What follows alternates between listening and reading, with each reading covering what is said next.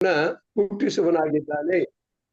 ಈಗಾಗಲೇ ನಮಗೇನಂತಂದ್ರೆ ಆ ಪವಿತ್ರಾತ್ಮನು ನಮಗೆ ಅರಿವನ್ನು ಹುಟ್ಟಿಸ್ತಾ ಇದ್ದಾನೆ, ನಮಗೆ ತಿಳಿಸ್ತಾ ಇದ್ದಾನೆ, ನೀನು ಮಾಡ್ತಾ ಇರುವುದು ಪಾಪ, ಆ ಪಾಪವನ್ನು ನೀನು ಮಾಡಬೇಡ ಅಂತೇಳಿ ಸ್ಪಷ್ಟವಾಗಿ ನನಗೆ ತಿಳಿಸುವಾಗ ನಾನು ಆ ಪಾಪದಿಂದ ದೂರವಾಗಿದ್ದೇನಾ ಅನ್ನುವುದನ್ನ ಇಲ್ಲಿ ತಿಳ್ಕೊಳ್ಳೋದು ಬಹಳ ಪ್ರಾಮುಖ್ಯ ಇದೆ. ಪವಿತ್ರಾತ್ಮನು ಖಂಡಿತವಾಗಿ ಹೇಳುವನಾಗಿದ್ದಾನೆ, ಖಂಡಿತವಾಗಿ ತೋರಿಸುವನಾಗಿದ್ದಾನೆ.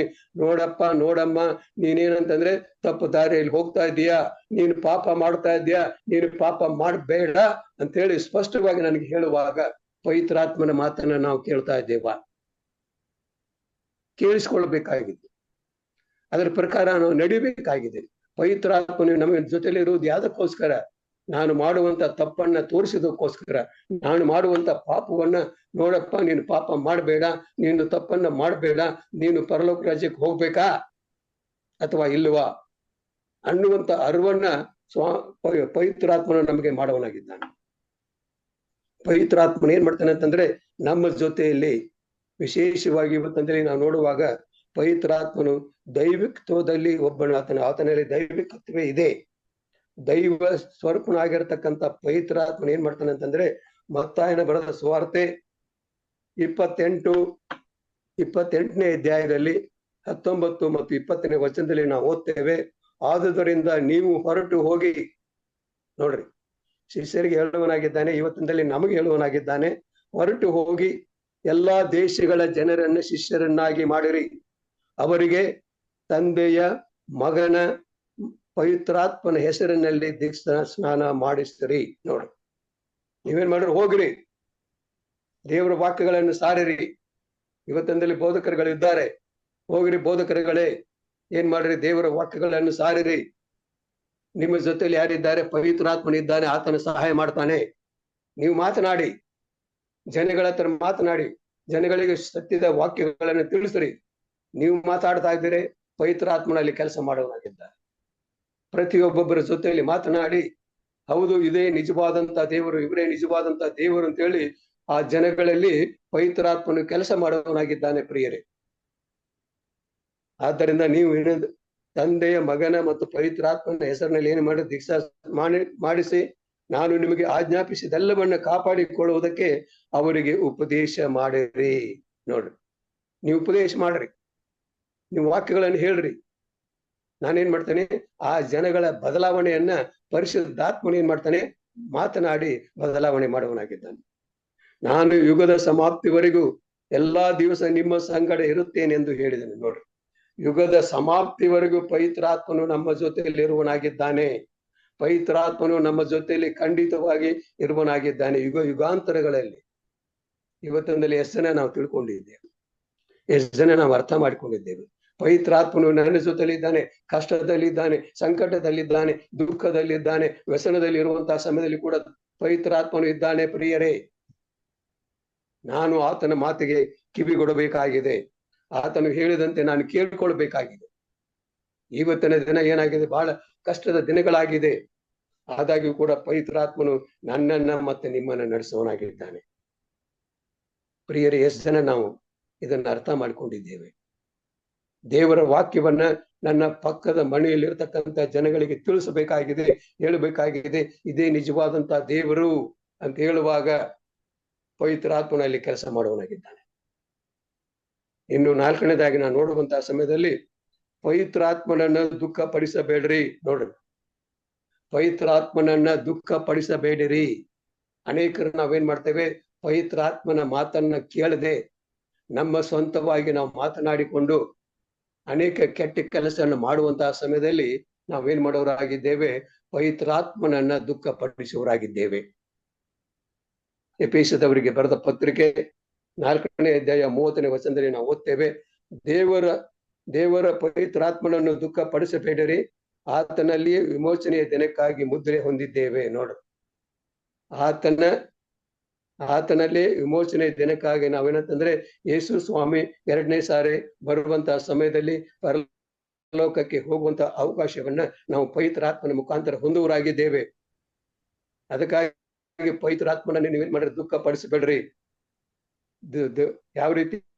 ಆತನ ಮಾತನ್ನ ಕೇಳ್ತಾ ಇಲ್ಲ, ಆತನು ಹೇಳಿದಂತೆ ನಾವು ನಡೀತಾ ಇಲ್ಲ, ಆವಾಗ ನಾವೇನಾಗುತ್ತೆ, ಪವಿತ್ರಾತ್ಮನನ್ನ ದುಃಖಪಡಿಸುವವರಾಗಿದ್ದೇವೆ.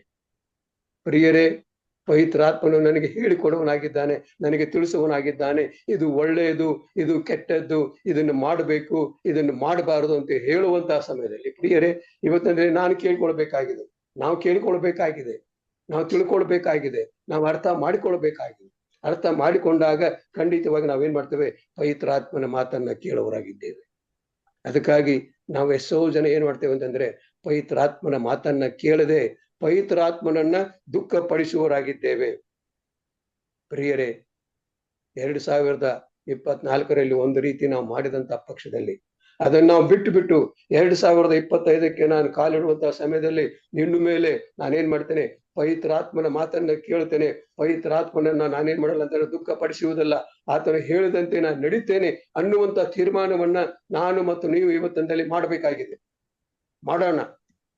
2025ರಲ್ಲಿ ಸ್ವಾಮಿ ನನಗೆ ಆ ಪವಿತ್ರಾತ್ಮನ ಬಲವನ್ನು ನನಗೆ ಕೊಡು, ಆ ಪವಿತ್ರಾತ್ಮನ ಶಕ್ತಿಯನ್ನು ನನಗೆ ದಯಪಾಲಿಸು, ನಾನು ಪವಿತ್ರಾತ್ಮನ ಹೇಳಿದಂತೆ ನಡೆದುಕೊಳ್ಳುವ ಹಾಗೆ ನನಗೆ ಸಹಾಯ ಮಾಡು ಅನ್ನುವಂತ ಪ್ರಾರ್ಥನೆಯನ್ನು ಇವತ್ತಿನಲ್ಲಿ ನಾನು ಮತ್ತು ನೀವು ಮಾಡಬೇಕಾಗಿದೆ. ಇನ್ನು ನಾವು ಮುಂದೆ ಹೋಗುವಾಗ 5ನೇದಾಗಿ, ಪವಿತ್ರಾತ್ಮನು ನನಗೋಸ್ಕರ ನಿಮಗೋಸ್ಕರ ಹೋರಾಡುವನಾಗಿದ್ದಾನೆ. ನೋಡ್ರಿ ಅಂತ ಆಶ್ಚರ್ಯಕರವಾದಂತ ವಾಕ್ಯ. ನನಗೋಸ್ಕರ ನಿಮಗೋಸ್ಕರ ಏನ್ ಮಾಡುವನಾಗಿದ್ದಾನೆ, ಹೋರಾಡುವನಾಗಿದ್ದಾನೆ. ಆದಿಕಾಂಡ 6ನೇ ಅಧ್ಯಾಯ 3ನೇ ವಚನದಲ್ಲಿ ನಾವು ಓದ್ತೇವೆ, ಆಗ ಯೆಹೋವನು, ನನ್ನ ಆತ್ಮ ಮನುಷ್ಯರಲ್ಲಿ ಶಾಶ್ವತವಾಗಿರುವುದಿಲ್ಲ, ಅವರು ಭ್ರಷ್ಟರಾಗಿರುವುದರಿಂದ ಮೃತ್ಯುರೇ ಅವರ ಆಯುಷನ್ನು ನಾನೇನು ಮಾಡಿದ್ದೇನೆ ಅಂತಂದ್ರೆ 120 ವರ್ಷವಾಗಿರಲಿ ಅಂದನು. ನೋಡು, ಮೊದಲಿನ ಕಾಲದಲ್ಲಿ ನಾವು ನೋಡುವರಾಗಿದ್ದೇವೆ, ಸತ್ಯವೇದದಲ್ಲಿ ಬರೆಯಲ್ಪಟ್ಟಿದೆ, ಸತ್ಯವೇದದಲ್ಲಿ ತಿಳಿಸಲ್ಪಟ್ಟಿದೆ. 960, 990, 945, 900, 800 ಅಷ್ಟು ವರ್ಷಗಳವರೆಗೆ ಅವ್ರು ಏನ್ ಮಾಡ್ತಾ ಇದ್ದಾರೆ, ಜೀವಿಸ್ತಾ ಇದ್ರು ಪ್ರಿಯರೇ. ಆದ್ರೆ ಇವಾಗ ನಾವು ನೋಡೋರಾಗಿದ್ದೇವೇನಂತಾರೆ, ಬಲ ಹೆಚ್ಚಿದರೆ 70, ಇಲ್ಲದ್ರೆ 80 ಅಂತ ಹೇಳುವಂತದ್ದಾಗಿದೆ. ಇಲ್ಲಿ ಹೇಳುವಂತದ್ದಾಗಿದೆ 120. ನೋಡ್ರಿ, ನಮ್ಮ ಆಯುಷ್ ಏನಾಗಿದೆ, ಕಡಿಮೆಯಾಗಿದೆ. ಯಾಕೆ? ನಾವು ಪಾಪದಲ್ಲಿ ಬಿದ್ದಿದ್ದೇವೆ, ನಾವಿನ್ನೂ ಪಾಪದಲ್ಲಿ ಜೀವಿಸ್ತಾ ಇದ್ದೇವೆ. ಅದಕ್ಕಾಗಿ ಎಚ್ಚರಿಕೆಯನ್ನು ಕೊಡುವಂತಹ ಸಮಯದಲ್ಲಿ ಎಚ್ಚರಿಕೆಯನ್ನು ತಿಳಿದುಕೊಳ್ಬೇಕಾಗಿದೆ, ಎಚ್ಚರಿಕೆಯ ಪ್ರಕಾರ ನಾವು ನಡೀಬೇಕಾಗಿದೆ. ನಾನು ಯಾರೇ ಆಗಿರಲಿ, ಸಾಧಾರಣ ವ್ಯಕ್ತಿ ಆಗಿರಲಿ, ಅಧಿಕಾರಿ ಆಗಿರಲಿ, ಯಾರೇ ಆಗಿರಲಿ, ನಾವೇನ್ ಮಾಡ್ಬೇಕು, ಪವಿತ್ರಾತ್ಮನ ಮಾತನ್ನ ನಾನು ಕೇಳಬೇಕಾಗಿದೆ, ಪವಿತ್ರಾತ್ಮನ ಹೇಳಿದಂತೆ ನಾವು ನಡಿಬೇಕಾಗಿದೆ. ನನಗೋಸ್ಕರ ಹೋರಾಡ್ತಾ ಇದ್ದಾನೆ. ನನ್ನ ಆತ್ಮ ಏನಾಗ್ಬಾರ್ದು ಅಂತಂದ್ರೆ ನಾಶವಾಗಬಾರ್ದು. ನಾನೇನಾಗಬೇಕು, ಆ ಪರಲೋಕದ ರಾಜ್ಯದಲ್ಲಿ ಹೋಗಿ ಯೇಸು ಸ್ವಾಮಿ ಜೊತೆಯಲ್ಲಿ, ಪವಿತ್ರಾತ್ಮನ ಜೊತೆಯಲ್ಲಿ, ತಂದೆಯಾದಂತ ದೇವರ ಜೊತೆಯಲ್ಲಿ ಒಟ್ಟಾಗಿ ಸೇರಿಕೊಂಡು ಇದ್ದು ಅಲ್ಲಿ ಆತನನ್ನು ಕೊಂಡಾಡಬೇಕು ಅನ್ನುವುದು ದೇವರ ಇಚ್ಛೆಯಾಗಿದೆ. ಪ್ರಿಯರೇ, ಇವತ್ತಿನಲ್ಲಿ ನಾನು ಮತ್ತು ನೀವು ಯಾವ ತೀರ್ಮಾನವನ್ನು ತೆಗೆದುಕೊಳ್ಳುವರಾಗಿದ್ದೇವೆ? ಪವಿತ್ರಾತ್ಮನು ನನಗೋಸ್ಕರ ಕೆಲಸ ಮಾಡುವಾಗ ನಾನೇನ್ ಮಾಡ್ತಾ ಇದ್ದೇನಾ? ನಾನು ಸುಮ್ಮನೆ ಇದ್ದೇನಾ? ನಾನು ಎಚ್ಚರವಾಗಿದ್ದೇನಾ? ಅದಕ್ಕಾಗಿ ತಲೆಬರ ಏನಾಗಿದೆ, ಬಹಳ ಸುಂದರವಾಗಿ ಎಚ್ಚರವಾಗಿದ್ದು ಪ್ರಾರ್ಥಿಸರಿ. ಅನೇಕರು ನಿದ್ರೆ ಮಾಡ್ತಾ ಇದ್ದಾರೆ, ಅನೇಕರು ಇವತ್ತಿನಲ್ಲಿ ಎದ್ದಿಲ್ಲ, ಅನೇಕರು ಇವತ್ತು ಬಂದು ಸೇರಿಲ್ಲ. ಕಾರಣ ಏನು? ನನ್ನಲ್ಲಿ ಮತ್ತು ನಿಮ್ಮಲ್ಲಿ ಆ ಪವಿತ್ರಾತ್ಮನು ಇಲ್ಲ ಪ್ರಿಯರೇ. ಅದಕ್ಕೋಸ್ಕರ ಪ್ರತಿ ಒಂದೊಂದು ಕೂಟಗಳಲ್ಲಿ ನಾವು ಭಾಗವಹಿಸುವಾಗ ನನಗೆ ಆಶೀರ್ವಾದ ಬರುತ್ತೆ, ನನ್ನ ಕುಟುಂಬಕ್ಕೆ ಆಶೀರ್ವಾದ ಸಿಗುತ್ತೆ, ನನ್ನ ಕುಟುಂಬವು ಉತ್ತಮ ರೀತಿಯಿಂದ ಇರುವಂತದ್ದಾಗಿದೆ ಅನ್ನುವಂಥದ್ದನ್ನು ತಿಳಿದುಕೊಂಡಾಗ ಖಂಡಿತವಾಗಿ ನಾವು ಬಂದು ಎಲ್ಲರೂ ಸೇರ್ತೇವೆ, ವಾಕ್ಯಗಳನ್ನು ಕೇಳ್ತೇವೆ, ವಾಕ್ಯದ ಪ್ರಕಾರ ನಡೆಯುವರಾಗಿದ್ದೇವೆ. ಇವತ್ತಿನಲ್ಲಿ ನಾನು ಮತ್ತು ನೀವು ಏನು ಮಾಡುವರಾಗಿದ್ದೇವೆ? 6ನೇದಾಗಿ, ನಮಗಾಗಿ ಬೇಡಿಕೊಳ್ಳುತ್ತಾನೆ ಪವಿತ್ರಾತ್ಮ. ನೋಡು, ಎಂತ ಆಶ್ಚರ್ಯ ಅಲ್ಲ?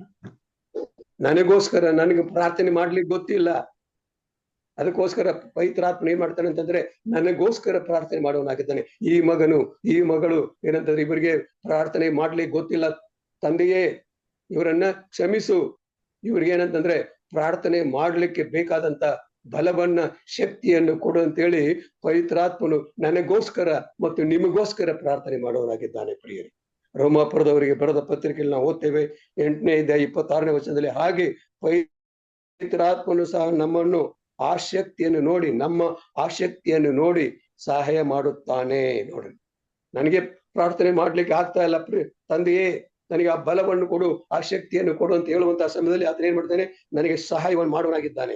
ಹೇಗೆಂದರೆ ನಾವು ತಕ್ಕ ಪ್ರಕಾರ ಏನು ಬೇಡಿಕೊಳ್ಳಬೇಕು ನಮಗೆ ಗೊತ್ತಿಲ್ಲದ್ದರಿಂದ ಪವಿತ್ರಾತ್ಮನು ತಾನೇ ಮಾತಿನಲ್ಲಂತ ನರಳಾಟದಿಂದ ನಮಗೋಸ್ಕರ ಬೇಡಿಕೊಳ್ಳುತ್ತಾನೆ. ನಾನು ನರಳತಕ್ಕಂತ ಸಮಯದಲ್ಲಿ ನನಗೆ ಪ್ರಾರ್ಥನೆ ಮಾಡ್ಲಿಕ್ಕೆ ಆಗ್ತಾ ಇಲ್ಲ ಅಂತ ಸಮಯದಲ್ಲಿ ಆತನ ಏನ್ ಮಾಡ್ತಾನೆ, ಬೇಡಿಕೊಳ್ಳುವನಾಗಿದ್ದಾನೆ, ಧೈರ್ಯವನ್ನು ತುಂಬಿಸುವನಾಗಿದ್ದಾನೆ. ಧೈರ್ಯದಿಂದಿರು, ನಿನಗೇನು ಆಗುವುದಿಲ್ಲ, ನೀನೇನ್ ಮಾಡು, ತಂದೆಯಲ್ಲಿ ಕೇಳಿಕೋ, ಪವಿತ್ರಾತ್ಮನಲ್ಲಿ ಕೇಳಿಕೋ, ಮಗನಾದಂತ ಯೇಸು ಸ್ವಾಮಿಯಲ್ಲಿ ನೀನು ಬೇಡಿಕೋ ಅಂತ ಹೇಳುವಂತಹ ಸಮಯದಲ್ಲಿ ನನಗೋಸ್ಕರ ಪ್ರಾರ್ಥನೆ ಮಾಡುವನಾಗಿದ್ದಾನೆ. ನಿಮಗೋಸ್ಕರ ಆ ಪವಿತ್ರಾತ್ಮನ ಏನ್ ಮಾಡುವನಾಗಿದ್ದಾನೆ, ಪ್ರಾರ್ಥನೆ ಮಾಡುವನಾಗಿದ್ದಾನೆ. ಅನೇಕರು ಇವತ್ತಿನಲ್ಲಿ ಪ್ರಾರ್ಥನೆ ಮಾಡ್ರಿ ಅಂತಂದ್ರೆ ಏನ್ ಮಾಡ್ತಾರೆ, ಮಾಡೋದಿಲ್ಲ. ಬೋಧಕರು ಇನ್ನೊಬ್ಬರಿಗೆ ಹೇಳ್ರಿ, ಈ ರೀತಿ ನಾನು ನೋಡಿದ್ದೀನಿ. ಯಾಕಂತಂದ್ರೆ ನಾನು ಕೂಡ ಬೋಧಕನಾಗಿ ಕೆಲಸ ಮಾಡಿದ್ದೇನೆ. ನನ್ನನ್ನು ಇಲ್ಲಿವರೆಗೆ ಯಾರು ಕೂಡ ಏನಂತಂದ್ರೆ ಇವರು ಸಾರು ಇವರು ಅಂತೆಲ್ಲ, ಬೋಧಕರೇ. ಎಷ್ಟೋ ವರ್ಷಗಳಿಂದ ನಾನೇನಂದ್ರೆ 42 ವರ್ಷ ಕೆಲಸ ಮಾಡಿದಾಗ ಟೀಚರ್ ಆಗಿ, ಆಮೇಲೆ ಹೆಡ್ ಮಾಸ್ಟರ್ ಆಗಿ, ಪ್ರಿನ್ಸಿಪಾಲ್ ಆಗಿ, ಆಮೇಲೆ ವಿಶೇಷವಾಗಿ ಬೋಧಕನಾಗಿ 42 ವರ್ಷ ಕೆಲಸ ಮಾಡಿದ್ದೀನಿ ಪ್ರಿಯರೇ. ಇಲ್ಲಿವರೆಗೆ ನನಗೆ ಯಾರು ಏನಂತಂದ್ರೆ ಇವರು ಸಾರು ಇವರು ಅಂತ ಯಾರು ಹೇಳಿಲ್ಲ. ಅದೇ ಚಿಕ್ಕಮಗಳೂರಲ್ಲಿ ನಾನು ಟೀಚರ್ ಆಗಿ ಹೆಡ್ ಮಾಸ್ಟರ್ ಆಗಿ ಕೆಲಸ ಮಾಡುವಾಗ ಅಲ್ಲಿ ಎಲ್ಲ ನೆರೆದಿರ್ತಕ್ಕಂಥ ಎಲ್ಲ ಸಭಿಕರು ಒಂದು ಸಣ್ಣ ಪೇಪರ್ ತೆಗೆದುಕೊಂಡು ಇವ್ರು ಯಾರು, ಇವ್ರ ಹೆಸರು ಏನು ಅಂತ ಕೇಳುವಾಗ ಅಲ್ಲಿ ಬರೆದು ಕೊಟ್ಟಿದ್ದಾರೆ ಏನಂತಂದ್ರೆ ಇವರು ಒಳ್ಳೆಯ ಬೋಧಕರು. ಪ್ರಿಯರೇ, ಇದನ್ನ ನಾನು ಹೇಳ್ಬೇಕಾಗಿಲ್ಲ. ಯಾಕಂತಂದ್ರೆ ಜನಗಳು ನನ್ನ ನಮ್ಮ ಗುಣ ನಡತೆಗಳನ್ನ ನೋಡಿ ಅವ್ರು ಹೇಳುವರಾಗಿದ್ದಾರೆ, ಹೌದು ಇವರು ಉತ್ತಮವಾದಂತಹ ಸಂದೇಶಕರು ಅಂತ ಹೇಳುವರಾಗಿದ್ದಾರೆ. ಪ್ರಿಯರೇ, ಆ ಒಂದು ಬಲವನ್ನ, ಆ ಒಂದು ಶಕ್ತಿಯನ್ನು ಏನಂತಂದ್ರೆ ಯೇಸು ಸ್ವಾಮಿ ಪವಿತ್ರಾತ್ಮನ ಮುಖಾಂತರ ನಮಗೆ ಕೊಡುವರಾಗಿದ್ದಾರೆ. ಅದನ್ನ ನಾವು ಸ್ವೀಕರಿಸಬೇಕಾಗಿದೆ, ನಾವು ಅದನ್ನು ಅಂಗೀಕರಿಸಿಕೊಳ್ಬೇಕಾಗಿದೆ. ಪವಿತ್ರಾತ್ಮನಿಗೆ ಒಂದು ಮನಸ್ಸಿದೆ. ಏನ್ ಮನಸ್ಸು ಅಂತ ಹೇಳಿದ್ರೆ, ಇಲ್ಲಿ ನಾವು ಓದ್ತೇವೆ ರೋಮಾಪುರದವರಿಗೆ ಬರೆದ ಪತ್ರಿಕೆಯಲ್ಲಿ 8ನೇ ಅಧ್ಯಾಯ 27ನೇ ವಚನದಲ್ಲಿ ಓದ್ತೇವೆ, ಆದರೆ ಹೃದಯಗಳನ್ನು ಶೋಧಿಸಿ ನೋಡುವಾತನಿಗೆ ಪವಿತ್ರಾತ್ಮನ ಮನೋಭಾವವು ಏನೆಂದು ತಿಳಿದಿದೆ. ನೋಡ್ರಿ, ಹೃದಯಗಳನ್ನ ಶೋಧಿಸಿ ನೋಡುವಾತನಿಗೆ ಪವಿತ್ರಾತ್ಮನ ಮನೋಭಾವ ಏನೆಂದು ತಿಳಿದಿದೆ.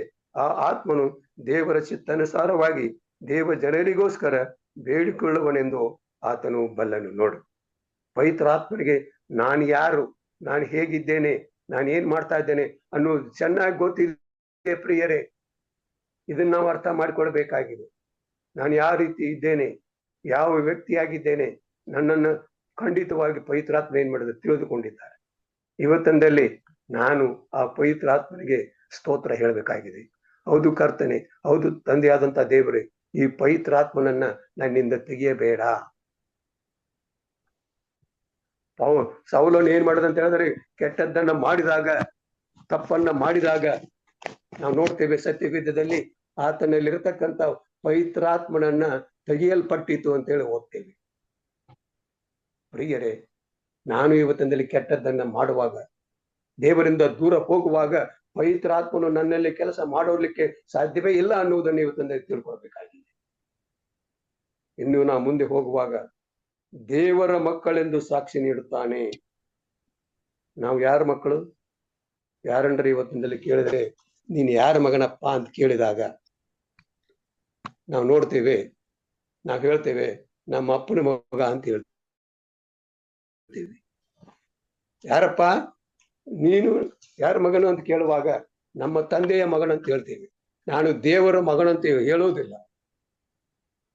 ಕ್ರೈಸ್ತರಾದಂತ ನಾವು ಇವತ್ತಿನಲ್ಲಿ ಸ್ಪಷ್ಟವಾಗಿ ನಾನು ಹೇಳ್ಬೇಕಾಗಿದೆ, ನಾನು ದೇವರ ಮಗನು, ದೇವರ ಮಗಳು ಅಂತ ಹೇಳುವಂತ ಒಂದು ಧೈರ್ಯ ನನಗೆ ಬರಬೇಕು. ಅದಕ್ಕಾಗಿ ರೋಮಾಪುರದವರಿಗೆ ಬರೆದ ಪತ್ರಿಕೆಯಲ್ಲಿ ನಾವು ಓದ್ತೇವೆ 8ನೇ ಅಧ್ಯಾಯ 16ನೇ ವಚನದಲ್ಲಿ, ನಾವು ದೇವರ ಮಕ್ಕಳಾಗಿದ್ದೀವಿ ಎಂಬುದಕ್ಕೆ ಪವಿತ್ರಾತ್ಮನೇ ನಮ್ಮ ಆತ್ಮನೊಂದಿಗೆ ಸಾಕ್ಷಿ ನೀಡುತ್ತಾನೆ. ನೋಡಿ, ಪವಿತ್ರಾತ್ಮನು ನನಗೋಸ್ಕರ ಸಾಕ್ಷಿಯನ್ನು ಹೇಳುವನಾಗಿದ್ದಾನೆ, ತಿಳಿಸುವನಾಗಿದ್ದಾನೆ. ಏನಂತಂದ್ರೆ ನೀನು ಏನಾಗಿದ್ಯಾ, ದೇವರ ಮಗನಾಗಿದ್ದೀಯಾ, ದೇವರ ಮಗಳಾಗಿದ್ದೀಯಾ ಅಂತ ಹೇಳಿ ಸ್ಪಷ್ಟವಾಗಿ ತಿಳಿಸುವಂತದ್ದಾಗಿದೆ. ನಾವು ಒಪ್ಕೊಳ್ತೇವಾ? ನಾನು ದೇವರ ಮಗನು, ನಾನು ದೇವರ ಮಗಳು ಅಂತೇಳಿ ಒಪ್ಕೊಂಡಿದ್ದೇವಾ, ಒಪ್ಕೊಳ್ತಾ ಇದ್ದೇವಾ ಅನ್ನುವಂತ ಪ್ರಶ್ನೆ ನನ್ನಲ್ಲಿ ಮತ್ತು ನಿಮ್ಮಲ್ಲಿ ಬರುತ್ತೆ. ಇನ್ನು ಮುಂದೆ ಹೋಗುವಾಗ ಪವಿತ್ರಾತ್ಮನು ಫಲಗಳನ್ನ ನೋಡ್ರಿ, ಯಾವ್ಯಾವ ಫಲಗಳನ್ನ ಪವಿತ್ರಾತ್ಮನು ನಮಗೆ ಕೊಡುವನಾಗಿದ್ದಾನೆ. ಗಲಾತ್ಯದವರಿಗೆ ಬರೆದ ಪತ್ರಿಕೆ 5ನೇ ಅಧ್ಯಾಯ 22, 23 ಓದ್ತೇವೆ. ಯಾವುದಂತ ಪವಿತ್ರಾತ್ಮನಿಂದ ಬರ್ತಕ್ಕಂಥ ಫಲಗಳು ಯಾವುದು? ದೇವರಾತ್ಮನಿಂದ ಉಂಟಾಗುವ ಫಲಗಳೇನೆಂದರೆ, ಪ್ರಿಯರೇ, ಮೊದಲನೇದಾಗಿ ಪ್ರೀತಿ, ಎರಡನೇದಾಗಿ ಸಂತೋಷ, ಮೂರನೇದಾಗಿ ಸಮಾಧಾನ, ನಾಲ್ಕನೇದಾಗಿ ದೀರ್ಘಶಾಂತಿ, ಐದನೇದಾಗಿ ದಯೆ, ಆರನೇದಾಗಿ ಉಪಕಾರ, ಏಳನೇದಾಗಿ ನಂಬಿಕೆ, ಆಮೇಲೆ ಸಾಧತ್ವ, ಕ್ಷಮೆ, ದಮೆ ಇಂಥವುಗಳು. ಫಲ ನನಗಿದೆಯಾ? ಕೊಟ್ಟಿದ್ದಾರ ಪವಿತ್ರಾತ್ಮನು? ಪ್ರೀತಿ ಏನಾಗಿದೆ? ತಣ್ಣಗಾಗಿದೆ. ಸಂತೋಷ ಇಲ್ಲ, ಸಂತೋಷ ಇಲ್ಲ. ನನ್ನಲ್ಲಿ ಸಂತೋಷ ಇಲ್ಲ, ನನ್ನ ಕುಟುಂಬದಲ್ಲಿ ಸಂತೋಷವಿಲ್ಲ. ಯಾಕಂತ ಹೇಳಿದ್ರೆ ನನ್ನಲ್ಲಿ ಮತ್ತು ನಿಮ್ಮಲ್ಲಿ ಪವಿತ್ರಾತ್ಮನ ಕೆಲಸ ಮಾಡ್ತಾ ಇಲ್ಲ, ಅದಕ್ಕಾಗಿ ನನಗೆ ಸಂತೋಷ ಇಲ್ಲ, ಸಮಾಧಾನ ಇಲ್ಲ. ಯಾಕ್ರಿ ಹೀಗಿದ್ದೀರಿ? ಯಾಕೆ ನಿಮಗೆ ಸಮಾಧಾನ ಇಲ್ವಾ? ಇಲ್ಲ ಸರ್. ಎಷ್ಟೋ ಸಾರಿ ನಾವು ಹೇಳುವರಾಗಿದ್ದೇವೆ, ಇಲ್ಲ ಸರ್, ಏನೋ ಒಂದು ತೊಂದರೆ. ದೀರ್ಘಶಾಂತಿ, ದಯ ತೋರಿಸಿದ್ದೀರಾ? ಉಪಕಾರ ಮಾಡ್ತಾ ಇದ್ದೀರಾ? ನಮಗೆ ನಂಬಿಕೆ ಇದೆಯಾ? ಯೇಸು ಸ್ವಾಮಿಯನ್ನು ನಾನು ನೋಡಿಲ್ಲ, ನೀವು ನೋಡಿಲ್ಲ, ಆದ್ರೆ ಯೇಸು ಸ್ವಾಮಿ ನಿಜವಾದಂತಹ ದೇವರೆಂದು ನಾವು ತಿಳ್ಕೊಂಡಿದ್ದೇವೆ. ಆ ನಂಬಿಕೆ ನನಗಿದೆಯಾ? ಇನ್ನೊಬ್ಬರನ್ನ ಕ್ಷಮೆಯನ್ನು ಕೇಳುವರಾಗಿದ್ದೇವಾ? ನಾನು ದೊಡ್ಡವನು, ನಾನು ಬಂದು ಅವ್ರ ಏನು ಮಾಡ್ಬೇಕು? ಕ್ಷಮಾಪಣೆ ಕೇಳ್ಬೇಕು. ನಾನು ಹೋಗಿ ಅವ್ರ ಹತ್ರ ಕ್ಷಮಾಪಣೆ ಕೇಳ್ಬೇಕಾ ಅನ್ನುವಂಥದ್ದು ಕೂಡ ನಮ್ಮಲ್ಲಿ ಇದೆ ಪ್ರಿಯರೇ. ಅದು ಇಲ್ಲಿ ಪವಿತ್ರಾತ್ಮನು ತಿಳಿಸುವನಾಗಿದ್ದಾನೆ. ನೀವೇನ್ ಮಾಡ್ಬೇಕಾಗಿದೆ? ಇನ್ನೊಬ್ಬರನ್ನು ಕ್ಷಮಿಸಬೇಕಾಗಿದೆ. ಯಾವುದೇ ತಪ್ಪಿರಲಿ, ನಾನು ಹೋಗಿಬಿಟ್ಟು ಕ್ಷಮಾಪಣೆ ಕೇಳಬೇಕಾಗಿದೆ. ಕೇಳಿದ್ದೇವೆ, ಕೇಳಬೇಕು. ಆದ್ದರಿಂದ ಪ್ರಿಯರೇ, ಇವತ್ತಿನಲ್ಲಿ ಆ ಪವಿತ್ರಾತ್ಮನ ಫಲಗಳನ್ನ ನಮ್ಮ ಜೀವನದಲ್ಲಿ ಅಳವಡಿಸಿಕೊಂಡು ಆ ಪ್ರೀತಿಯ ಫಲಗಳನ್ನ ಏನ್ ಮಾಡ್ಬೇಕಂತಂದ್ರೆ ಇನ್ನೊಬ್ಬರಿಗೆ ತಿಳಿಸಬೇಕಾಗಿದೆ. ನನ್ನಂತ ಇರತಕ್ಕಂತ ಪ್ರೀತಿಯನ್ನ, ನನ್ನಲ್ಲಿರತಕ್ಕಂಥ ಸಂತೋಷವನ್ನು ನೋಡಿ ಜನಗಳು, ಏನಪ್ಪಾ ಇವ್ರು ಎಷ್ಟು ಸಂತೋಷವಾಗಿದ್ದಾರಲ್ಲ, ಇವ್ರು ಎಷ್ಟು ಪ್ರೀತಿಯಿಂದ ಇದ್ದಾರಲ್ಲ ಅಂತೇಳಿ ಜನಗಳು ನನ್ನನ್ನ ಮತ್ತೆ ನಿಮ್ಮನ್ನು ನೋಡಿ ತಿಳಿದುಕೊಂಡು, ಹೌದು, ಇವರು ನಿಜವಾದಂತ ಕ್ರೈಸ್ತರು ಅನ್ನುವಂಥದ್ದು ಅವರ ಬಾಯಲ್ಲಿ ಬರುವಂತದ್ದಾಗಿದೆ ಪ್ರಿಯರೇ. ಆದ್ದರಿಂದ ಈ ಪವಿತ್ರಾತ್ಮನ ಫಲಗಳನ್ನ ನಮ್ಮ ಜೀವನದಲ್ಲಿ ಅಳವಡಿಸಿಕೊಡಬೇಕಾಗಿದೆ. ಆಮೇಲೆ ಮುಂದೆ ನಾವು ನೋಡುವಾಗ ಪವಿತ್ರಾತ್ಮನು ಹೊಸ ಹೃದಯವನ್ನು ಕೊಡುತ್ತಾನೆ. ಕೊಟ್ಟಿದ್ದಾನ? ನನಗೆ ಹೊಸ ಹೃದಯ ಇದೆಯಾ? ಇಲ್ಲ ಸರ್. ಎಲ್ಲಿ ಸರ್? ನನಗೆ ಆ ಹೃದಯನೇ ಎಲ್ಲವಲ್ಲ. ಎಜಿಕೇಲ್ನ ಗ್ರಂಥದಲ್ಲಿ ನಾವು ಓದ್ತೇವೆ, 36ನೇ ಅಧ್ಯಾಯ 26 ಮತ್ತು 27 ನಾನು ನಿಮಗೆ ಹೊಸ ಮನಸ್ಸನ್ನು ಕೊಟ್ಟು ನಿಮ್ಮಲ್ಲಿ ನೂತನ ಸ್ವಭಾವವನ್ನು ಹುಟ್ಟಿಸುವೆನು. ಕಲ್ಲಾದಂತಹ ಹೃದಯವನ್ನು ನಿಮ್ಮೊಳಗಿಂದ ತೆಗೆದು ಮೃದುವಾದಂತಹ ಹೃದಯವನ್ನು ನಿಮಗೆ ದಯಪಾಲಿಸುವೆನು. ನನ್ನ ಆತ್ಮವನ್ನು ನಿಮ್ಮಲ್ಲಿ ನೆಲೆಸಿರುವಂತೆ ಅನುಗ್ರಹಿಸಿ ನಾನು ನನ್ನ ನಿಯಮಗಳನ್ನು ಅನುಸರಿಸುವ ಹಾಗೆ ಮಾಡುವೆನು. ನೀವು ನನ್ನ ವಿಧಿಗಳನ್ನು ಕೈಕೊಂಡು ಆಚರಿಸುವಿರಿ. ನೋಡ್ರಿ ಎಂತ ವಾಕ್ಯ. ನಿಮ್ಮ ಕಲ್ಲಾದಂತಹ ಹೃದಯವನ್ನು ಏನಂತಂದ್ರೆ ತೆಗೆದು ಮೃದುವಾದಂತಹ ಹೃದಯಗಳನ್ನು ನಾನು ನಿಮಗೆ ಕೊಡುವನಾಗಿದ್ದೇನೆ. ನೋಡ್ರಿ, ಪವಿತ್ರಾತ್ಮ ಏನ್ ಮಾಡ್ತಾನೆ? ನಿಮ್ಮ ಕಲ್ಲಾದಂತಹ ಹೃದಯಗಳನ್ನ ಬದಲಾವಣೆ ಮಾಡಿ ನಮ್ಗೇನ್ ಮಾಡ್ತಾನೆ? ಆ ಸಂತೋಷವನ್ನ, ಆ ಸಮಾಧಾನವನ್ನ, ಆ ಶಾಂತಿಯನ್ನ ನಮಗೆ ಕೊಡುವನಾಗಿದ್ದಾನೆ. ತಮ್ಮಲ್ಲಿ ಏನಂತಂದ್ರೆ ಅದನ್ನ ನೆಲೆಸ್ಕೊಳ್ಬೇಕಾಗಿದೆ. ಆ ಪವಿತ್ರಾತ್ಮನು ನಮ್ಮಲ್ಲಿ ಬರಬೇಕಾಗಿದೆ. ಆ ಪವಿತ್ರಾತ್ಮನು ನನಗೆ ಆ ಕೆಲಸವನ್ನ ನನ್ನಲ್ಲಿ ಮಾಡುವಾಗ ಅದನ್ನ ಅಂಗೀಕಾರ ಮಾಡಿಕೊಳ್ಬೇಕಾಗಿದೆ ಪ್ರಿಯರೇ. ಆದ್ದರಿಂದ ಇವತ್ತಿನಲ್ಲಿ ನಾನು ಮತ್ತು ನೀವು ಯಾವ ರೀತಿ ನಡೀತಾ ಇದ್ದೇವೆ? ಸತ್ಯಕ್ಕೆ ತಕ್ಕಂತೆ ನಡೀತಾ ಇದ್ದೇವೆ. ಸತ್ಯದ ಕಡೆಗೆ ಪವಿತ್ರಾತ್ಮನ ಏನ್ ಮಾಡ್ತಾನೆ? ನಡೆಸುವನಾಗಿದ್ದಾನೆ. ಒಂದು ವೇಳೆ ನಾನು ಸುಳ್ಳು ರೀತಿಯಲ್ಲಿ ನಡೀತಿರುವಂತಹ ಸಮಯದಲ್ಲಿ ನನ್ನನ್ನ ಮತ್ತೆ ನಿಮ್ಮನ್ನು ಸತ್ಯಕ್ಕೆ ನಡೆಸುವಂತವರು ಯಾರಾಗಿದ್ದಾರೆ? ಪವಿತ್ರಾತ್ಮನು. ನೋಡ್ರಿ, ಇಲ್ಲಿ ಹೇಳುವಂತದ್ದಾಗಿದೆ.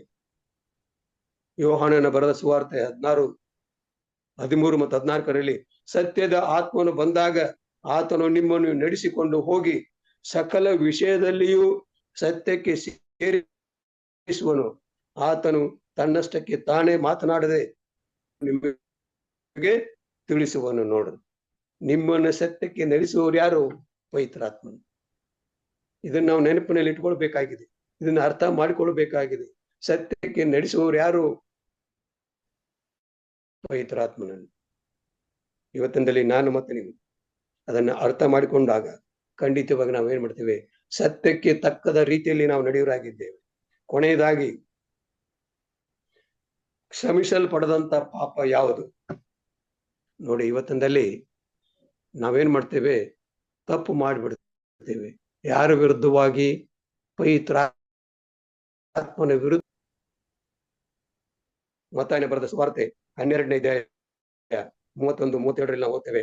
ಆದ ಕಾರಣ ನಿಮಗೆ ಹೇಳುತ್ತೇನೆ, ಮನುಷ್ಯರು ಮಾಡುವ ಪ್ರತಿಯೊಂದು ಪಾಪಕ್ಕೂ ದೂಷಣೆಗೂ ಕ್ಷಮಾಪಣೆ ಉಂಟಾಗುವುದು, ಆದರೆ ಪವಿತ್ರಾತ್ಮನ ದೂಷಣೆಗೆ ಕ್ಷಮಾಪಣೆ ಇಲ್ಲ. ನೋಡಿ, ಪವಿತ್ರಾತ್ಮನ ವಿರುದ್ಧವಾಗಿ ನಾವು ಮಾಡಿದಂತ ಪಾಪಕ್ಕೆ ಕ್ಷಮಾಪಣೆ ಇಲ್ಲ.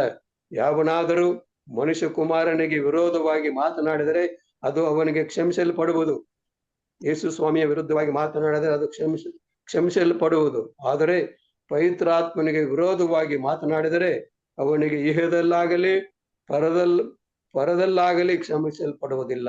ನೋಡ್ರಿ, ಇಲ್ಲಿ ಆಗಲಿ ಮೇಲೆ ಆಗಲಿ ಹೋದಂತ ಪಕ್ಷದಲ್ಲಿ ನಮಗೆ ಕ್ಷಮಾಪಣೆ ಇಲ್ಲವೇ ಇಲ್ಲ. ಯಾಕಂದ್ರೆ ನಾನು ಪವಿತ್ರಾತ್ಮನ ವಿರುದ್ಧವಾಗಿ ಹೋಗುವವನಾಗಿದ್ದೇನೆ. ಪವಿತ್ರಾತ್ಮನ ವಿರುದ್ಧವಾಗಿ ಯಾರು ಹೋಗ್ತಾರೆ ಅವ್ರಿಗೆ ಏನಂತಂದ್ರೆ ಕ್ಷಮಾಪಣೆ ಅನ್ನುವುದು ಇಲ್ಲವೇ ಇಲ್ಲ. ಆದ್ದರಿಂದ ಪ್ರಿಯರೇ, ವಾಕ್ಯಗಳು ನಮಗೆ ಸ್ಪಷ್ಟವಾಗಿ ತಿಳಿಸಲ್ಪಟ್ಟಿದೆ. ಇವತ್ತಿನಲ್ಲಿ ಅಂಗೀಕಾರ ನಾನು ಮಾಡಿಕೊಳ್ಳಬೇಕಾಗಿದೆ.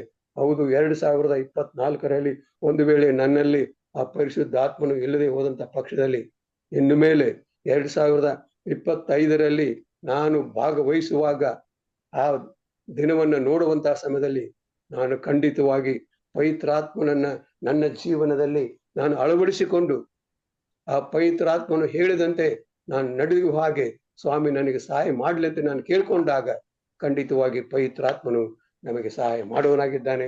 ನಮ್ಮ ಜೀವನದಲ್ಲಿ ಪವಿತ್ರಾತ್ಮನನ್ನು ಅಂಗೀಕರಿಸಿಕೊಳ್ಳೋಣ ಮತ್ತು ಆತನು ಹೇಳಿದಂತೆ ನಾವು ಕೇಳೋಣ. ಖಂಡಿತವಾಗಿ ನಮ್ಮ ಜೀವನಗಳು ಸಾರ್ಥಕವಾಗುವಂಥದ್ದಾಗಿದೆ ಅಂತೇಳಿ ನಾನು ಹೇಳಿ ಈ ವಾಕ್ಯಗಳನ್ನ ಮುಗಿಸುವನಾಗಿದ್ದೇನೆ. ದೇವರು ಈ ವಾಕ್ಯಗಳನ್ನ ವಿಶೇಷವಾಗಿ ಆಶೀರ್ವದಿಸಲಿ. ಆಮೇನ್. ಆಮೇನ್.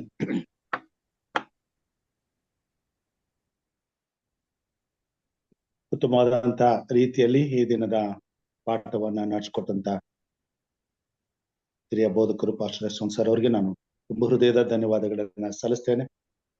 ಕರ್ತನು ಅವರನ್ನ ಅವರು ಮಾಡುವಂತ ಸೇವೆಯನ್ನು ಆಶ್ವಸ್ತಲಿ ಎಂಬುದಾಗಿ ಪ್ರಾರ್ಥಿಸ್ತಾ ಪ್ರಾರ್ಥನೆಗೆ ಹೋಗೋಣ. ಈ ಸಮಯದಲ್ಲಿ ಪ್ರಾರ್ಥನೆ ವಿಜ್ಞಾಪನೆಗಳಿದ್ರೆ ದಯಮಾಡಿ ತಿಳಿಸಬೇಕೆಂಬುದಾಗಿ ಕೇಳ್ಕೊತೇನೆ.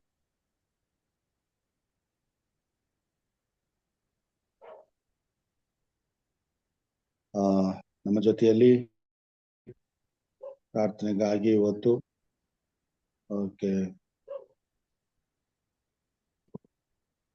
ಸಹೋದರಿ ಲೀಲಾ ಅವರು ಪ್ರಾರ್ಥನೆ ಮಾಡ್ತೀರಾ?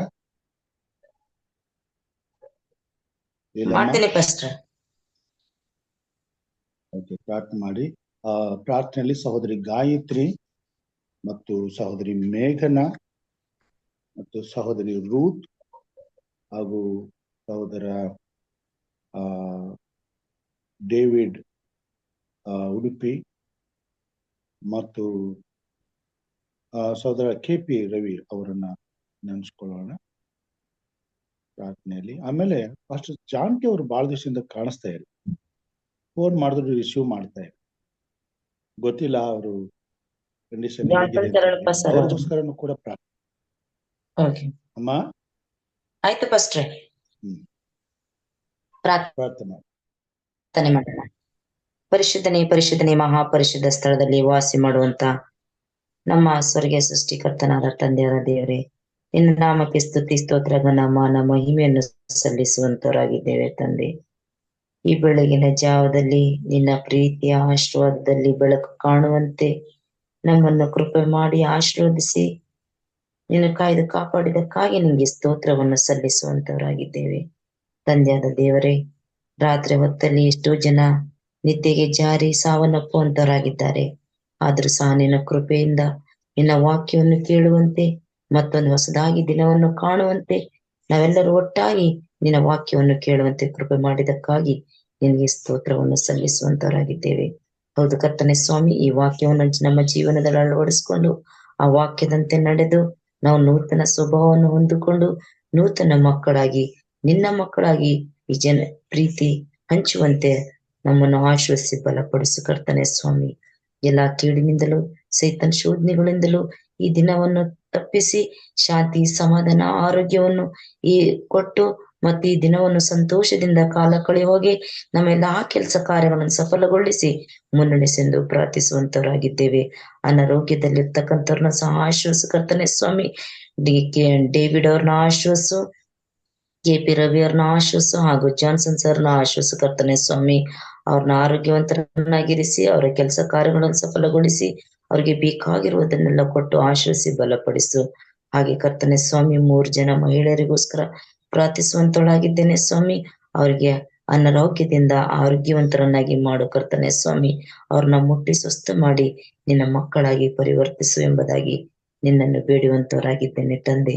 ಈ ಝೂಮ್ ಕಾರ್ಯಕ್ರಮದಲ್ಲಿ ಬಂದಿರತಕ್ಕಂಥ ಪ್ರತಿಯೊಬ್ಬೊಬ್ಬರನ್ನ ಆಶ್ವಸಿಸಿ ಅವರ ಕುಂದುಕೊರತೆಗಳನ್ನು ನೀಗಿಸಿ ಅವರ ಆಸೆಗಳನ್ನು ಈಡೇರಿಸಿ ಸಂತೋಷದಿಂದ ಕಾಲ ಕಳೆಯುವಾಗೆ ಅವ್ರ ಕುಟುಂಬನ ಅವ್ರನ್ನ ಆಶ್ವಸಿ ಬಲಪಡಿಸು ಕರ್ತನೆ ಸ್ವಾಮಿ. ದೇವ, ಹೀಗೆ ಕರ್ತನೆ ಸ್ವಾಮಿ ಕೂಟವನ್ನು ನಡೆಸ್ತಕ್ಕಂಥ ಪಾಸ್ಟರ್ ರಾಜು ಸರ್ ಅವ್ರನ್ನ ಮತ್ತೆ ಅವರಿಗೆ ಸಹಾಯಕಳಾಗಿ ನಿಂತಿರ್ತಕ್ಕಂಥ ಸವಿತಾ ಅವ್ರನ್ನ ಆಶ್ವಸಿ ಬಲಪಡಿಸು ಕರ್ತನೆ ಸ್ವಾಮಿ. ಕಾರಣಾಂತರದಿಂದ ಬರೆದಿರ್ತಕ್ಕಂಥವ್ರನ್ನ ಇನ್ನು ಹೆಚ್ಚಾಗಿ ಬಂದು ನಿನ್ನ ವಾಕ್ಯವನ್ನು ಗ್ರಹಿಸಿಕೊಳ್ಳುವಂತೆ ಪ್ರತಿಯೊಬ್ಬೊಬ್ಬರನ್ನ ಆಶ್ವಸಿ ಬಲಪಡಿಸು ಕರ್ತನೆ. ಮತ್ತೊಂದು ಆವರ್ತಿ ಕರ್ತನೆ ಸ್ವಾಮಿ, ಸದಾ ಕಾಲ ನಿನ್ನ ಮಕ್ಕಳಾಗಿ ನಾವು ಜೀವಿಸುವಾಗೆ ನಮ್ಮನ್ನು ಪ್ರೇರೇಪಿಸುತ್ತಾ ಮುನ್ನಡೆಸುತ್ತಾ ನಮ್ಮನ್ನು ಬಲಪಡಿಸಿ ನಿನ್ನ ಹಸ್ತದಲ್ಲಿ ನಡೆಸೆಂದು ಪ್ರಿಯ ಒಡೆಯನು ಕರ್ತನಾದ ಯೇಸು ಕ್ರಿಸ್ತನ ಹೆಸರಿನಲ್ಲಿ ಅತಿ ವಿನಯದಿಂದಲೂ ತಾಳ್ಮೆಯಿಂದಲೂ ಏಕದೇವರಾದ ಯೇಸು ಕ್ರಿಸ್ತನೇ ನಂಬಿ ಬೇಡುತ್ತೇನೆ ನಮ್ಮ ತಂದೆ, ಆಮೇನ್. ಆಮೇನ್. ಪರಲೋಕದ ಪ್ರಾರ್ಥನೆ ಮಾಡ್ಕೊಳ್ಳೋಣ. ಅಂತ್ಯಾಶೀರ್ವಾದವನ್ನ ಪಾಸ್ಟರ್ ಅಮಿತ್ ಅವರು ಕೊಡಬೇಕೆಂಬುದಾಗಿ ಕೇಳ್ಕೊಳ್ತೇನೆ. ಪರಲೋಕದಲ್ಲಿರುವ ನಮ್ಮ ತಂದೆಯೇ, ನಿನ್ನ ನಾಮವು ಪರಿಶುದ್ಧವೆಂದು ಎಣಿಸಲ್ಪಡಲಿ, ನಿನ್ನ ರಾಜ್ಯವು ಬರಲಿ, ನಿನ್ನ ಚಿತ್ತವು ಪರಲೋಕದಲ್ಲಿ ನೆರವೇರುವ ಪ್ರಕಾರ ಭೂಲೋಕದಲ್ಲಿ ನೆರವೇರಲಿ. ನಮ್ಮ ಅನುದಿನದ ಆಹಾರವನ್ನು ಇವತ್ತು ನಮಗೆ ದಯಪಾಲಿಸಿಕೊಡು. ನಮಗೆ ತಪ್ಪು ಮಾಡಿದವರನ್ನು ನಾವು ಕ್ಷಮಿಸಿದಂತೆ ನಮ್ಮ ತಪ್ಪುಗಳನ್ನು ಕ್ಷಮಿಸು. ನಮ್ಮನ್ನು ಶೋಧನೆಯೊಳಗೆ ಸೇರಿಸದೆ ಕೇಡಿನಿಂದ ತಪ್ಪಿಸು. ಯಾಕೆಂದರೆ ರಾಜ್ಯವು, ಬಲವು, ಮಹಿಮೆಯು ಸದಾ ಕಾಲ ನಿನ್ನದೇ ಸ್ವಾಮಿ, ಆಮೇನ್. ನಮ್ಮ ಕರ್ತನಾದ ಯೇಸು ಕ್ರಿಸ್ತನ ಕೃಪೆಯು, ತಂದೆಯಾದ ದೇವರ ಪ್ರೀತಿಯು ಹಾಗೂ ಪವಿತ್ರಾತ್ಮನ ಐಕ್ಯತೆ, ಅನುನತೆ, ಶಾಂತಿ, ಸಮಾಧಾನ, ಆರೋಗ್ಯ, ಭಾಗ್ಯವು ಈ ಒಂದು ಝೂಮ್ ಮಾಧ್ಯಮದಲ್ಲಿ ಕೂಡಿ ಬಂದಿರುವಂತ ಪ್ರತಿ ಒಬ್ಬೊಬ್ಬರ ಜೊತೆಯಲ್ಲಿಯೂ, ದೇವರ ಸಂದೇಶವನ್ನು ನೀಡಿದಂತ ಬೋಧಕರ ಜೊತೆಯಲ್ಲಿಯೂ, ಕಾರ್ಯಕ್ರಮವನ್ನು ನಡೆಸಿಕೊಡ್ತಕ್ಕಂಥ ಬೋಧಕರ ಜೊತೆಯಲ್ಲಿಯೂ, ಹಾಗೂ ಅವರಿಗೆ ಸಹಾಯಕರಾಗಿರ್ತಕ್ಕಂಥ ಸಹೋದರರ ಜೊತೆಯಲ್ಲಿಯೂ ಇಂದು ಎಂದು ನಿತ್ಯ ನಿರಂತರಕ್ಕೂ ನಿಮ್ಮ ದಿವ್ಯ ಆಶೀರ್ವಾದವು ನೆಲೆಯಾಗಿರಲಿ ತಂದೆಯೇ, ಆಮೇನ್. ಆಮೇನ್. ದೇವರ ನಾಮ ಸ್ತೋತ್ರವಾಗಲಿ. ಮತ್ತೊಮ್ಮೆ ಈ ಬೆಳಗ್ಗೆ ಒಟ್ಟಾಗಿ ಸೇರಿ ನಾವೆಲ್ಲರೂ ಕರ್ತನನ್ನ ಸ್ತುತಿಸುತ್ತಾ ಆರಾಧನೆ ಮಾಡುವಂತ ಕೊಟ್ಟದಕ್ಕಾಗಿ ದೇವರಿಗೆ ಕೊಂಡಾಟಗಳನ್ನ ಸಲ್ಲಿಸುತ್ತಾ ಕೂಡಿ ಬಂದಂತ ತಮ್ಮೆಲ್ಲರಿಗೂ ಪೂರಕವಾದಂತ ಧನ್ಯವಾದಗಳನ್ನ ಸಲ್ಲಿಸ್ತೇನೆ. ಆರಂಭದ ಪ್ರಾರ್ಥನೆಯನ್ನ ಮಾಡಿದಂತ ಹಿರಿಯರಿಗೂ ಹಾಗೂ ವಿಶೇಷ ಗೀತೆಯನ್ನು ಹಾಡಿದಂತ ಸಹೋದರಿ ವರಲಕ್ಷ್ಮಿ ಅವರಿಗೂ, ಮಾದ ಪಾಠವನ್ನ ಸಂದೇಶವನ್ನ ತಂದಂತ ಹಿರಿಯ ಬೋಧಕರಿಗೂ, ಅಂತ ಪ್ರಾರ್ಥನೆ ಮಾಡಿದಂತ ಸಹೋದರಿಗೂ, ಅಂತ ಆಶೀರ್ವಾದವನ್ನ ನೀಡಿದಂತ ಬೋಧಕರಿಗೂ ಬಹುದೇವಾದ ಧನ್ಯವಾದಗಳನ್ನ ಸಲ್ಲಿಸ್ತೇನೆ. ಕರ್ತನು ನಮ್ಮೆಲ್ಲರನ್ನ ಆಶೀರ್ವದಿಸಲಿ, ಆತ್ಮನ ಬಲದಿಂದ ಅಭಿಷೇಕಿಸಿ ಪವಿತ್ರಾತ್ಮ ದೇವರ ಬಲದಿಂದ ನಮ್ಮನ್ನು ತುಂಬಿಸಿ ನಡೆಸಲಿ. ಉತ್ತಮವಾದ ಸಂದೇಶಕ್ಕಾಗಿ ಮತ್ತೊಮ್ಮೆ ಬೋಧಕರಿಗೆ ವಂದನೆ ಸಲ್ಲಿಸ್ತೇನೆ. ಕರ್ತನು ಈ ದಿನ ನಮ್ಮನ್ನ ಆತ್ಮೀಯವಾಗಿ ನಡೆಸಿ, ಬಲಪಡಿಸಿ, ಅಭಿವೃದ್ಧಿಪಡಿಸಿ, ಸುಕ್ಷೇಮದಿಂದ ತುಂಬಿಸಿ, ಕುಟುಂಬ, ಮಕ್ಕಳು, ಆರೋಗ್ಯ, ಸುಕ್ಷೇಮದಿಂದ ಈ ದಿನವನ್ನು ಅನುಭವಿಸುವಾಗೆ ಕೃಪೆ ತೋರಿ ಮತ್ತೊಂದು ರಾತ್ರಿ ಸಾಯಂಕಾಲ ಆತನ ಕೃಪಾ ಸನ್ನಿಧಾನಕ್ಕೆ ಬರುವ ಹಾಗೆ ನಮ್ಮೆಲ್ಲರನ್ನು ಒಟ್ಟುಗೂಡಿಸಲಿ ಎಂಬುದಾಗಿ ಪ್ರಾರ್ಥಿಸುತ್ತಾ ದೇವರ ನಾಮಕ್ಕೆ ಸ್ತೋತ್ರ ಸಲ್ಲಿಸುತ್ತಾ ತಮ್ಮೆಲ್ಲರಿಗೂ ಈ ಬೆಳಗಿನ ಶುಭಾಶಯಗಳನ್ನು ಕೋರ್ತೇನೆ. ದೇವರು ನಮ್ಮೆಲ್ಲರನ್ನ ಆಶೀರ್ವಾದ ಮಾಡಲಿ. Thank you pastor. Thank you sir. Thank you, Pastor. Amol sir, thank you. Sir. Thank you. Good morning. Morning, Pastor. Thank you. Nice message. Thank you.